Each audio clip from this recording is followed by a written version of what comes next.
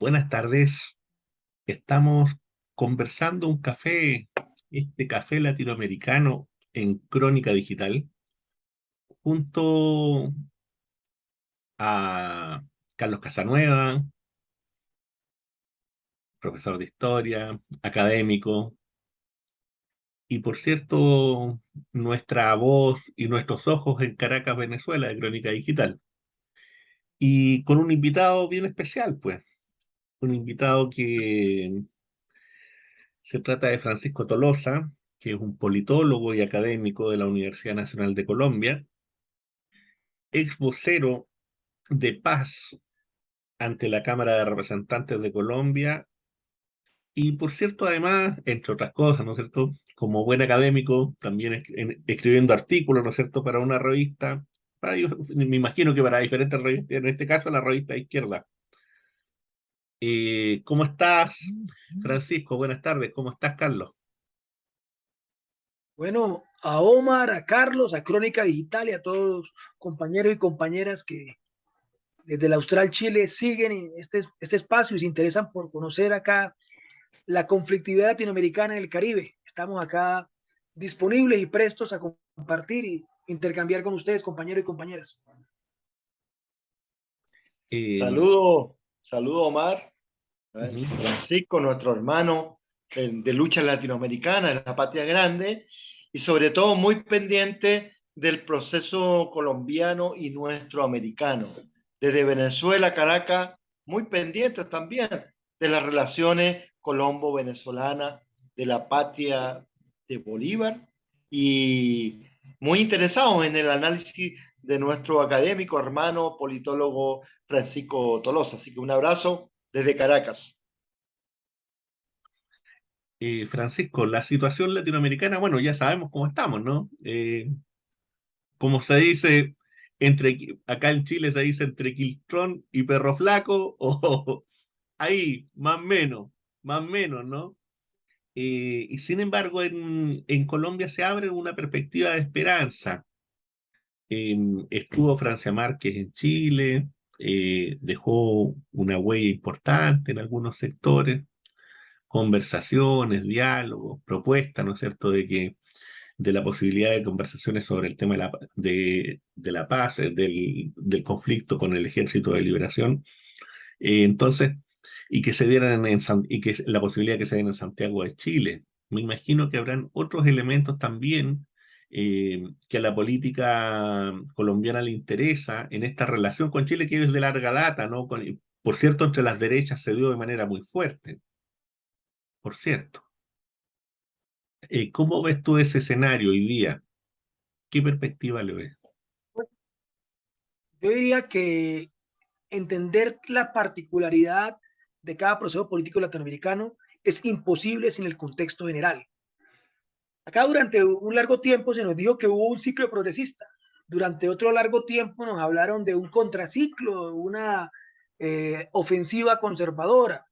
Yo no niego que se han dado estos espacios, pero yo resumiría de forma más sencilla, más sucinta, que a partir de la instauración del modelo neoliberal, donde Chile y Colombia fuimos pioneros, pero de la generalización en el continente del modelo del consenso de Washington, se agudizó la lucha de clases y que hay una agudización muy fuerte y todos los fenómenos políticos, desde Bolsonaro hasta Petro, desde Boric y la constituyente chilena, hasta el fenómeno del Salvador, con este bonapartismo extraño de Bukele, se expresan de una u otra forma la crisis del modelo neoliberal por una parte y dos, la profundización de la lucha de clases. En el marco de esa profundización de la lucha de clases, tú tienes estallidos sociales. 2019 denota en Ecuador, denota en Chile, denota en Colombia que se estaba resquebrajando aún más el modelo arquetípico neoliberal. La misma victoria argentina podríamos leerla en el marco de este resquebrajamiento del neoliberalismo. O sea, yo creo que el capitalismo está en una larga crisis pronunciada desde 2008, de la cual no, de un letargo el que no ha salido y esperemos que no salga.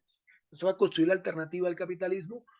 Y en el marco de esa crisis, la pandemia agudiza. Entonces, Petro y Francia son inentendibles sin la crisis la política y económica latinoamericana sin el estallido social, ¿sí?, que se genera y que en Colombia se expresa especialmente en lo que yo llamaría el bienio de la movilización, un bienio casi insurreccional. 2019, primer paro nacional en noviembre. 2020, unas protestas en medio de la pandemia contra la violencia policial que llegó a unos niveles inusitados en Colombia, no vistos desde el 9 de abril. Y finalmente, el gran paro del 28 de abril del año pasado. Sin eso, sin ese estallido, sin ese pueblo que clamó basta al modelo neoliberal y al régimen político, claro, asusado este último paro, ese sí por la pandemia, fuera imposible la victoria de Petro. Hoy la victoria de Petro representa, y me lo decían muy bien algunos compañeros centroamericanos, ante todo demuestra la derrota de la derecha colombiana, que hacía las veces, como lo fue la derecha chilena, como fueron los tecnócratas chilenos durante un largo tiempo, los que monitoreaban y eran como la retaguardia, la salvaguardia de toda la derecha latinoamericana. Entonces, aquí hay que celebrar no solamente el triunfo de Petro, el triunfo de Francia, sino ante todo el derrumbe de esta derecha que parecía sempiterna. Y yo lo digo así: Petro gana porque el uribismo y el santismo insuflan, buscan candidatos debajo de las piedras, y esta oligarquía santafereña, esta oligarquía colombiana inveterada que encarnaba líderes, no sabemos dónde lo sacaba, esta vez no pudo lograr. El mismo régimen que agarró a un don nadie, a un señor que llevaba unos meses en el Senado y que Uribe dijo, elijan a Duque, y lo logró elegir hace 4 años, ese mismo régimen que eligió a presidentes que no sabían hablar, que tenían Alzheimer, como el presidente Barco, esta vez fue incapaz durante toda una larga campaña de conseguir un solo candidato que generara consenso en la derecha y que lograra competir con Gustavo Petro. Entonces creo que esos aspectos de crisis del régimen, de crisis global y crisis del régimen en Colombia son fundamentales para entender lo que sucede en nuestro país en clave latinoamericana, llamémoslo así también. Carlos, Sí, junto con saludar al profesor eh, y la perspectiva desde Chile, pero también las expectativas que hay en Venezuela con el nuevo proceso, con la expectativa a partir del día lunes, ya con el gobierno de Petro, del pacto, digamos, progresista, para Venezuela, para la región, para América Latina, incluso para Chile, porque el presidente chileno que recibió a Francia, pero también muy pendiente y muy vinculado a la relación con Colombia y con Petro en particular, hay mucha expectativa de cómo puede ser la relación hoy día en esta Colombia nueva, entre comillas, ¿ya? Para Venezuela y para América Latina y Chile en particular. Francisco, profesor, Bueno, ¿cómo nos yo creo puede que decir la geopolítica latinoamericana en este nuevo contexto a partir del día lunes después de la SUMI? hay 2 variantes que no podemos olvidar. Uno, que todo gobierno en cualquier país está condicionado por una correlación de fuerzas y unas realidades externas. Entonces, Petro no llega ni en el ciclo progresista en el que el PS de Bachelet gobernó en Chile en su momento, digamos que da unas condiciones, pero tampoco llega en el momento, mmm, tampoco llega a poder hacer lo que hizo Santos durante la ofensiva conservadora con el apoyo del gobierno Obama. Aquí tenemos un panorama, entonces eso hay que tenerlo en cuenta. Y el segundo elemento a tener en cuenta para la política exterior es que esto es un pacto, como lo define Petro, y más ya del pacto pasamos al acuerdo nacional, a una apuesta incluso más frente popular, dirían algunos, ¿sí? Más ampliada, una apuesta popular, un acuerdo nacional, comillas, antifascista, llamémoslo así, o por lo menos antiuribista en el caso colombiano, y que allí juegan múltiples sectores. Entonces, y uno de los sectores, uno de los aspectos de los vértices de este gobierno, de las aristas del gobierno de mayor tensión va a haber en el bloque de poder y en el bloque, en la alianza de gobierno, va a ser en el tema internacional. Entonces, ubicados estos 2 aspectos, entro a hablar sobre el tema latinoamericano y sobre el tema de Venezuela.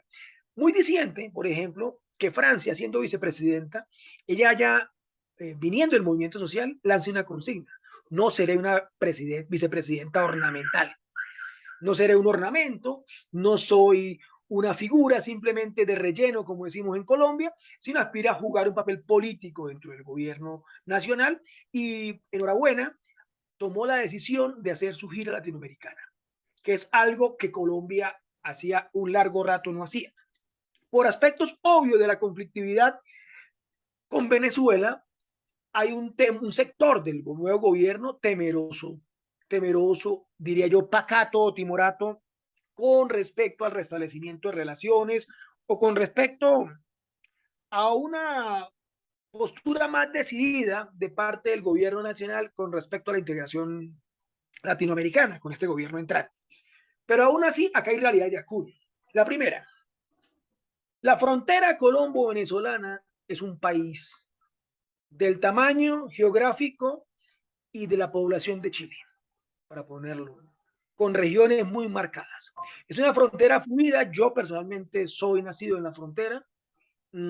Sabemos lo que significa que tú estudias en un colegio donde tus compañeritos viven pasando la frontera. Entre Cúcuta y San Antonio no hay más de 15 minutos en carro. Entre Cúcuta y San Cristóbal no hay una hora en carro. En los llanos la frontera es un río, ¿sí? En La Guajira la frontera es otro río, en la costa atlántica, donde hay comunidades indígenas como los guayús, como los yucas, en el Perijá, que son binacionales y son reconocidas incluso de forma constitucional como binacionales. Entonces, si ya la frontera es arbitraria, la raya imaginaria, que es una raya heredada de la época de la corona española, hoy cerrar la frontera fue un acto demencial en el marco de, yo lo llamo así, la insania guerrerista, la insania fascista de ese gobierno, el señor Iván Duque y el Grupo de Lima, que reconoció a Guaidó. Acá hay cosas ridículas. Tenemos 1 millón de venezolanos viviendo en Colombia. Tenemos 3 millones de colombianos viviendo en Venezuela. Y aquí el presidente saliente mantiene relaciones con Guaidó.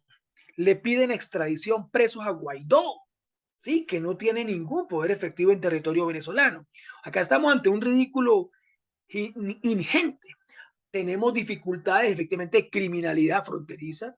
Tenemos intervenciones de la derecha colombiana sobre Venezuela. Entonces, ahí hay un caldo de cultivo muy complejo. Agrego otro aspecto. La frontera colombiana históricamente había estado ligada no solo cultural, sino económicamente a Venezuela. Yo lo voy a poner de forma muy sencilla. Vemos desde Colombia un cambio de tercio en Venezuela y un cambio de tercio, por tanto, continental, que tiene que ver con el cambio de tercio, discúlpenme la expresión taurina, que se usa mucho en Colombia, un segundo tiempo en la disputa frente a Venezuela ante la incapacidad norteamericana, uno, de derrocar el gobierno de Nicolás Maduro, que es el gobierno legítimamente elegido en Venezuela, ante la incapacidad absoluta de Juan Guaidó de tener control efectivo sobre el territorio venezolano y mantener el estatus diplomático que se le dio. Y esto no es de poca monta. Y con el barril a $100, todo cambia. Colombia es un país también petrolero, pero una producción menor, ¿sí? Y sobre todo de reservas infinitamente menores a Venezuela. Y aquí lo que se viene, lo que Colombia, no olvidemos, es un país que no lo tuvo ni siquiera, un estatus que no lo tuvo ningún otro país de América Latina, ni siquiera los regímenes militares, que es un país socio global de la OTAN, del gobierno del Nobel Juan Manuel Santos. Segundo, el amigo el señor demócrata, demócrata de partido, claro, el señor Bob Menéndez, senador por New Jersey, ha propuesto establecer una ley que formaliza a Colombia como Estado aliado estratégico extra OTAN. Son aspectos que hoy en el gobierno de Petro apenas empiezan a discutir. Pero efectivamente este gobierno norteamericano parece haber cambiado su política frente al gobierno venezolano en varios aspectos de reconocimiento, esencialmente aupado por efectos de esa gran crisis capitalista que incluye una crisis energética global azuzada por el gobierno, por el conflicto de la OTAN en el Donbass contra Rusia, ¿sí? Por todo este fenómeno de la guerra de Ucrania. Segundo, azuzado por una inminente, dicen los expertos, estanflación mundial, donde el barril de petróleo sube al mismo tiempo que sube la cotización del dólar, ¿sí? O sea, tenemos inflación y decrecimiento hoy en el centro capitalista, que para países todavía muy insertos en este mercado y que no hemos que somos dependientes de ese gran mercado capitalista, tendremos afectaciones como Colombia o como Chile, ¿sí? Ante esa realidad se empieza a ver una distensión de relaciones, sumado a aspectos humanitarios, sumado a aspectos políticos y aspectos prácticos. En tal sentido, no es inminente el restablecimiento de relaciones. O sea, no se va a dar el 7 de agosto. Ayer el canciller Álvaro Leiva Durán, que caractericémoslo, es un conservador, viene del Partido Conservador, pero ha mantenido una política a favor del acuerdo de paz, histórica también. Se reunió la semana anterior con el protector de la frontera, gobernador del estado Táchira, el señor Freddy Bernal, en San Cristóbal, que es a 1 hora de Cúcuta, 1 hora de la frontera, pasó la frontera, vieron lo que es pasar la frontera por trocha, porque sobra decirlo en Chile, hoy Venezuela y Colombia no tienen ni un solo paso legal, pero tienen más de 1000 pasos ilegales, entonces esto es ridículo. O sea, tú tienes que pasar ilegal, el canciller tuvo que pasar irregularmente, digámoslo así, porque no hay relaciones, toca pedirle permiso a Guaidó para entrar, lo cual es más que ridículo, muy como este gobierno saliendo. Ese gesto del canciller entrante Leiva con el gobernador Freddy Bernal augura, si no un restablecimiento inmediato, porque ya lo anuncia que tiene unos procedimientos, sí una pronta normalización, con los aspectos positivos y negativos que pueda tener ese restablecimiento de relaciones. Yo creo que efectivamente para el pueblo binacional que habita la frontera colombo-venezolana es fundamental la reapertura de la frontera, el restablecimiento de relaciones y la generación de algo que está planteado incluso en el marco del desarrollo del gobierno Petro. Yo lo califico como neodesarrollista, que, y por ese mismo neodesarrollismo requiere a su socio comercial capitalista por excelencia, que es el mercado venezolano, requiere la salida al mar por el sur del lago de Maracaibo, para esa zona de la región andina, y de alguna manera romper esas taras en una zona, sobra decir, fronteriza, donde los estándares, los guarismos de pobreza, que ya son graves en Colombia, que a nivel nacional superan el 40%, en la frontera superan el 50%. Hablamos de ciudades como Cúcuta, donde la informalidad laboral llega al 75%. Entonces, si tú no logras, ¿y por qué? Porque el mercado natural de Cúcuta no es Colombia, es Venezuela. Si tú no logras resolver eso, vas a tener esa bomba social que generó el estallido social. Creo que en eso hay un gran avance, un gran paso adelante de Petro, sin caer en la diatriba macartista de que Petro entre a apoyar el gobierno de Maduro, ni viceversa. ¿Qué agregaría yo? Frente a América Latina, la tendencia pareciera ser, y es inevitable, a la creación de un nuevo polo latinoamericano, diferenciándose al mismo tiempo tanto del ALBA, por aspectos esencialmente, diría yo casi que hasta sectarios, pero de diferenciación política y por presiones internas, pero también diferenciándose de lo que fue en su momento el eje del Pacífico, donde estuvo Chile bajo el gobierno de Piñera, el Perú de Kuczynski, la Colombia de Duque y de Santos, el México del PRI.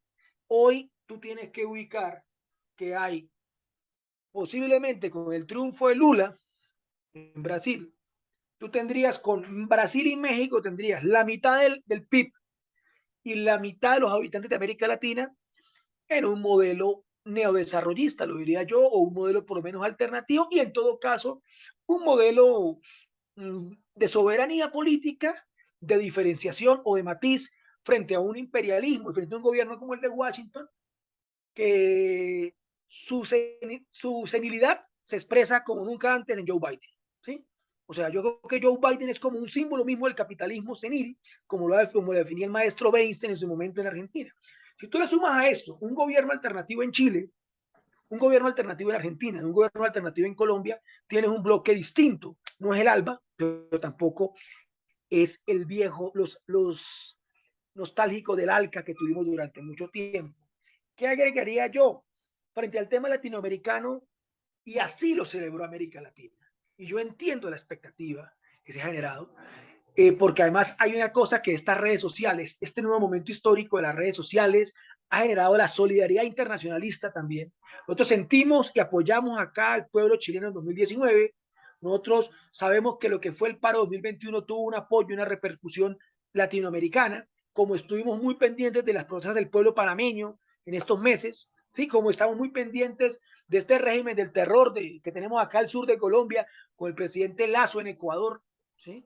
Todo esto ha sido un aumento de la solidaridad. Entonces, sí hay un enfoque latinoamericano inevitable, y aquí también hay que decirlo, el triunfo de Colombia, y uso la palabra del presidente Mel Zelaya, la derrota de la derecha en Colombia equivale a perder 4 países. ¿Por qué? Porque estamos hablando de un país, hoy no está discutiéndose eso, pero estamos hablando de un portaaviones terrestre, con salida al Pacífico, con salida a los Andes, con salida a la Orinoquía, con salida a la Amazonía, con salida al Caribe, con salida a Centroamérica y a Sudamérica. Estamos hablando de unas fuerzas militares que hoy tienen un ministro de defensa que viene de destapar la olla podrida de la parapolítica, se llamó en su momento, es decir, dentro de los partidos políticos colombianos y dentro de las fuerzas militares, el magistrado Velázquez, con quien efectivamente, perdón, ¿se escucha? Sí, El sí, ex sí. magistrado Velázquez, quien no vamos a tachar de izquierdista, no vamos a caracterizar como izquierdista, darle ese carácter, pero sí como un demócrata liberal, es el que dirige las fuerzas militares. De unas fuerzas militares donde policías como la paraguaya, policías como la brasilera, policías como la chilena, incluso los carabineros, son beneficiarios de lo que se denominan los acuerdos militares con Estados Unidos, cooperación triangular. O sea, aquí funciona en Ptolemaida, funciona el Comando Sur para reentrenamiento en América Latina. Entonces, si tú vas mirando ese andamiaje, yo creo que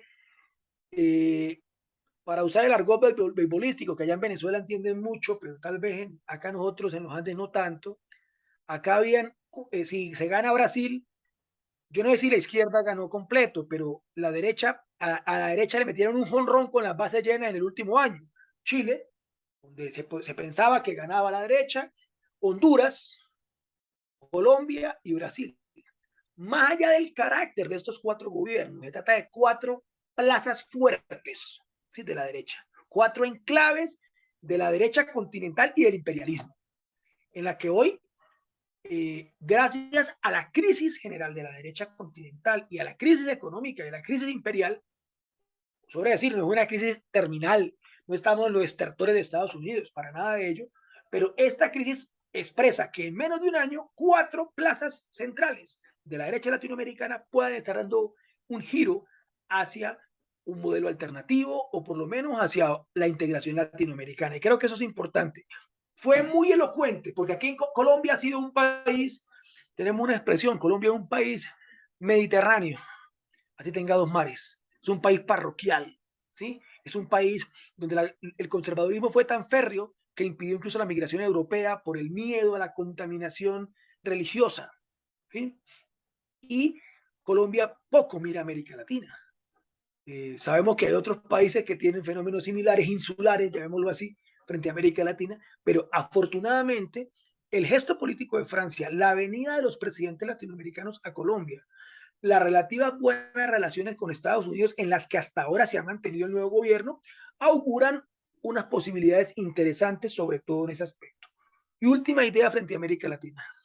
Si Petro es inteligente y su Cancillería es inteligente y no, tú no puedes matar el tigre y asustarte con el cuero, como decimos en Colombia.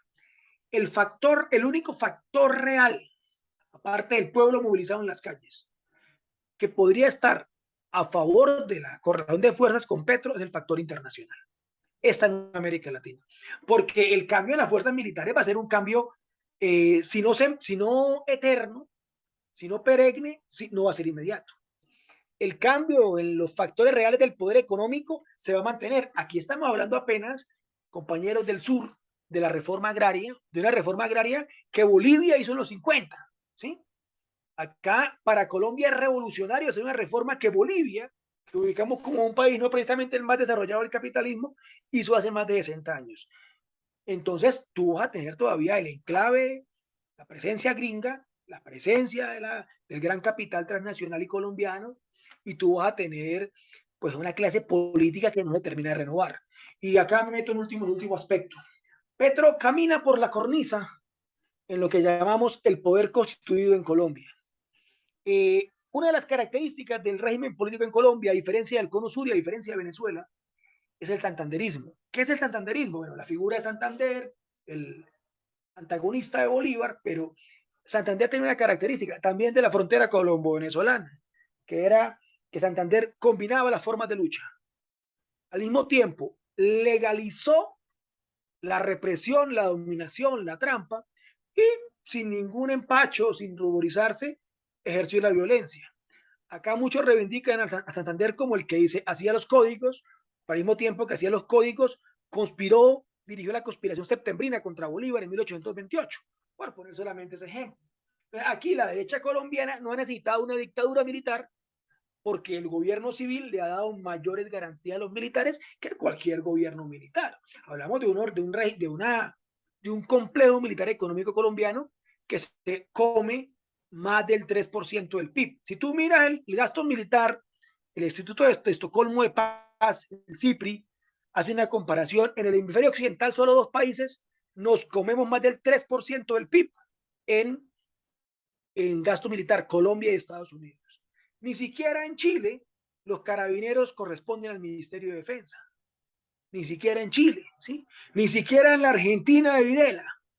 Ni siquiera en este experimento protofascista de Bolsonaro. En Colombia la policía es una policía militar de facto. O sea, los muchachos que son reprimidos por una policía armada para la guerra, que cumple labores contra insurgentes e ideológicamente contra insurgentes. Entonces, el santanderismo es profundamente represivo, pero hay una figura que usaba mucho un analista y un político en Colombia, Darío Echandía. La democracia colombiana es un orangután con sacoleva. No es simplemente el gorila, como decían los compañeros y compañeras del Cono Sur frente a las dictaduras militares, pero tampoco es simplemente el Lord inglés o el Parlamento británico o incluso o el Parlamento costarricense. No es la democracia liberal. Parece democracia, es un régimen autoritario disfrazado de democracia liberal. Y aquí, ojo con ese canto de sirena, y creo que me toca ya ir resumiendo, es que Petro está hoy atrapado en parte por el legislativo y por el conjunto del poder constituido, por las normas.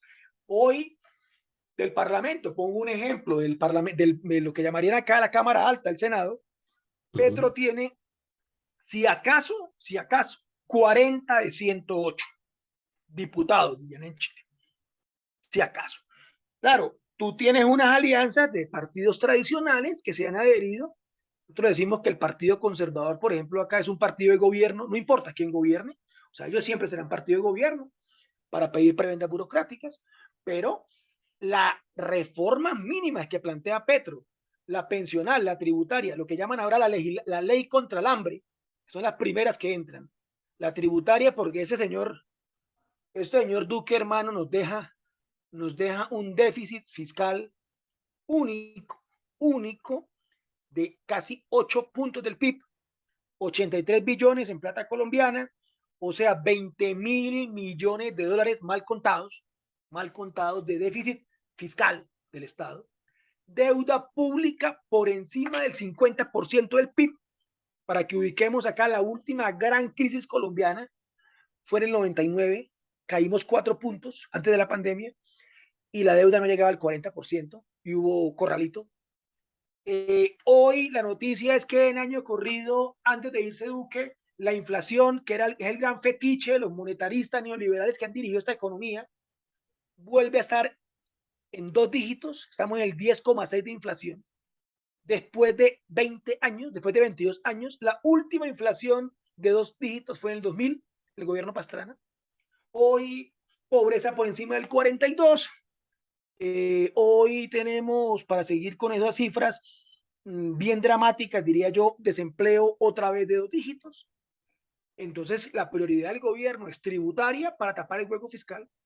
Hay que buscarse 20.000 millones de dólares que el ministro Campo dice que pueden y deben salir del latifundio improductivo, que pueden y deben salir de los dividendos, es decir, dividendos se le conoce acá a las ganancias a la bolsa, a las acciones, los dividendos generados de acciones, de inversiones especulativas, no inversiones físicas. Acá se diferencia las ganancias que corresponden a empresas productivas, fácticas, digamos, materiales, de los dividendos que son ingresos por inversiones en bolsa. Entonces, hay que sacar 20.000 millones al latifundio y al gran capital financiero para poder tapar en parte el hueco social con la ley contra el hambre. Preocupa que para que se aprueben esos proyectos ínfimos, y pasamos al tema de paz, que la otra pregunta que me han dicho, se requiere el apoyo de partidos tradicionales.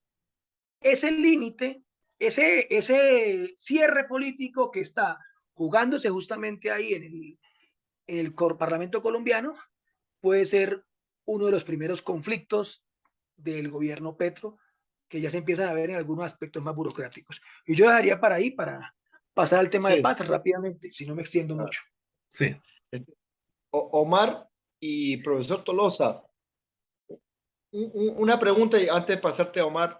Sí, ha surgido mucho en estos días por la prensa internacional e incluso nacional aquí en Venezuela y en la región, el concepto de paz total. Incluso en la gira que hizo Francia Márquez por el Cono Sur, se habló mucho del concepto del nuevo gobierno de Petro, de la paz total con toda la insurgencia o con los grupos, incluso más allá de la insurgencia, con todos los actores armados colombianos. ¿Cómo sería o cómo se está visualizando a partir del lunes este concepto de la paz total? Omar, estuvo allá en Chile, Francia también hablando de esto y el presidente Boric. Sí, mira, yo lo que veo es lo siguiente a propósito de este concepto o sea, veo que en el proceso de paz, ¿no es cierto? Como uno lo mira desde afuera, el proceso de paz que se dio con las FARC y por la información que uno recoge, ¿no es cierto? Es un proceso de dulce y amargo, en el sentido de que lo rescatable es que se firma, lo rescatable es que hay una intención de ambas partes que están en un conflicto armado, y lo oscuro son todas las situaciones de vacío que se fueron generando en términos prácticos, ¿no? Ya sea con el Estado y ya sea con los sectores más conservadores, que trae consigo, ¿no es cierto?, el costo de vida, que trae consigo también el quiebre de las propias FARC y que algunos sectores, ¿no es cierto?, deciden volver a la montaña, por decirlo así. Y por otro lado, la desconfianza también de otros sectores que estaban en una posición armada y que la reafirmaron a partir de eso y que hoy día están en disposición de abrir una posibilidad, ¿no es cierto?, de diálogo y que están buscando espacios donde se puedan dar y en donde aparentemente Chile podría ser un lugar donde de poder hacerlo de forma segura. Ahora, eso lo quiero acompañar de una cosa y lo doy así como una especie de alarma. Fíjate que a mí me llama la atención de que ciertas prácticas que la derecha ha estado ocupando con Castillo, esas mismas prácticas se están haciendo acá en Chile con el gobierno de Gabriel Boric. Yo tengo la impresión de que hay una estrategia, de que hay ciertos elementos, ¿no es cierto?, que se están repitiendo en diversos lugares, y que creo que podría también ser la sombra del gobierno de Petro, en el sentido de colocar trabas, en el sentido de atacar ministros, los que consideran que son, entre comillas, más peligrosos o los que van más en la línea, ¿no es cierto?, de venir y obtener cierto tipo de objetivos, y por tanto de generar una situación de ingobernabilidad a propósito también, ¿no es cierto?, de la situación económica que están viviendo muchos países de América Latina post pandemia, post crisis, producto de la guerra y otro tipo de factores. Y que, por cierto, había un documento de la CIA, ¿no es cierto?, que venía y planteaba de que existía esa posibilidad, ¿no es cierto?, de los levantamientos sociales, de los levantamientos políticos y sociales, y que ellos lo tenían ya sobre la mesa. ¿Cómo estuvo? Bueno, a propósito como Yo creo que intervención. frente Sí, al último punto, para ir a paz completa, la última mención que tú haces, sí. efectivamente, acá hay un manual de desestabilización de gobiernos democráticos, renovado. Ya no es el manual solamente, aunque si tienen que acudirlo, lo van a hacer, Si nosotros dejamos que acudan, lo van a hacer. No es el manual solamente del derrocamiento de Allende, de la batalla de Chile, sino es un manual renovado con experiencias de golpes parlamentarios como el de Paraguay, como el de Brasil contra Dilma Rousseff, contra el gobierno de Lugo en Paraguay. Es el manual de las movilizaciones sociales, como empiezan a ver los sectores del latifundio de los agronegocios argentinos. ¿Sí? Es un manual también de guerra mediática, de guerra económica, como lo ha visto Venezuela, por mencionar algunos, de guerra jurídica, como lo ha visto Colombia o lo ha visto Ecuador en el caso de Correa, por mencionar algunas cosas. Y de, con el presidente Castillo, digamos, un ejemplo que puede aplicarse en Colombia, es a docenar, decimos nosotros, a encantar al gobierno de izquierda, ¿sí? Para limarlo y hacerlo inofensivo. Ese riesgo también, el canto de sirena, ese riesgo también es importante. Para que no te tumbemos, mira, pórtate bien, ¿sí? Sé un alumno ejemplar del FMI. Esos son los riesgos y esos riesgos los tiene que denunciar los sectores democráticos, los sectores más a la izquierda también de estas coaliciones, sin caer en ningún momento en sectarismo y preparando como puede ser obviedad esa realidad, ¿no? Desestabilización de la moneda, etcétera. Hay miles de elementos, pero en Colombia hay un elemento particular y eso me da pie para la pregunta que hacía Carlos. Es la guerra. ¿Qué es la paz completa? Paz completa, paz total, paz integral. Acá mismo en Colombia tenemos un debate de cuál es la mejor forma de llamarla. Cuando tú hablas de paz completa, lo que estás reconociendo es que el acuerdo de La Habana no generó paz estable y duradera, como lo decía. Que no, después de la firma del Teatro de Colón, no sé, en 2016 no se pasó a la paz ni al post-conflicto, sino que hubo continuación del conflicto y continuación de la guerra. Ese, llamémoslo así, es el banderazo de entrada del que habla de paz completa, es el acuerdo de La Habana no fue el fin del ciclo de la guerra. Entonces, vienen los debates. Es la misma guerra, es una nueva guerra, son los mismos actores, son nuevos actores, son actores mutantes, digámoslo así. Es la misma guerra que empezó en el conflicto bipartidista y agrario de los 50 y 70 años después continúa, pero obviamente ya las guerrillas no son igual que las guerrillas liberales o que las guerrillas de los 80 y lo mismo los paramilitares. ¿Cómo analizar? El Estado es el mismo. Creo que eso es parte de un debate. ¿Cómo se expresa eso en una dinámica que en Colombia es muy fuerte, que es la fragmentación regional? O sea, es la misma guerra que se ve en el Chocó, en el Pacífico colombiano, en la frontera con Panamá, a la que se ve en la costa Caribe o a la que se ve en la frontera de los llanos con Venezuela. Es la misma, o sea, eso es parte de la discusión, caracterizar el conflicto. Pero de entrada, hablar de paz completa es reconocer que en Colombia no ha habido paz, en ningún sentido. Y pongo dos ejemplos para mí durísimos. Van 350 firmantes del acuerdo, ex guerrilleros de las FARC, asesinados. 350 en 6 años, 2 a la semana, ya, eso no tiene otro nombre. No contemos atentados, no contemos desapariciones forzadas, ¿sí? Hoy, a 6 años, hay 300 muchachos de las FARC todavía presos. Es muy elocuente que ni siquiera lo ínfimo, que era la desmovilización de la guerrilla y la garantía de la vida, se ha cumplido. Ahora vamos más allá. Acá hubo unas zonas que se priorizó para implementar el acuerdo, 16 zonas llamadas Programas de Desarrollo con Enfoque Territorial, PEDET, zonas PEDET se llamaron en Colombia, que eran las zonas donde la FARC hizo la dejación de armas, zonas de conflicto. Hoy en todas hay grupos armados. La FARC se desmovilizó, pero en todas zonas el vacío de las FARC no lo llenó el Estado colombiano en ningún momento, sino lo llenaron otros actores armados, de derecha y de izquierda, con mayor carácter económico, con mayor carácter político, pero en general que cumplen o una función o contrainsurgente o insurgente. Y ahí viene el otro debate. El presidente Duque también acuerda a su capacidad mental y a su edad mental y a su pobreza teórica propia del fascismo. Él dice, en Colombia la guerra es una guerra del narcotráfico. ¿Sí? Es tan ridículo como decir que como si el ELN se financiaba antes por la renta petrolera, entonces es una guerra de los petroleros. Es igual de estúpido, ¿sí? En Colombia hay guerra antes de que hubiera la primera mata de coca para exportación de cocaína en Estados Unidos. Acá había coca, pero de consumo indígena, ¿sí? Entonces, el narcotráfico no es el demiurgo, no es el motor de la guerra en Colombia, eso es falso.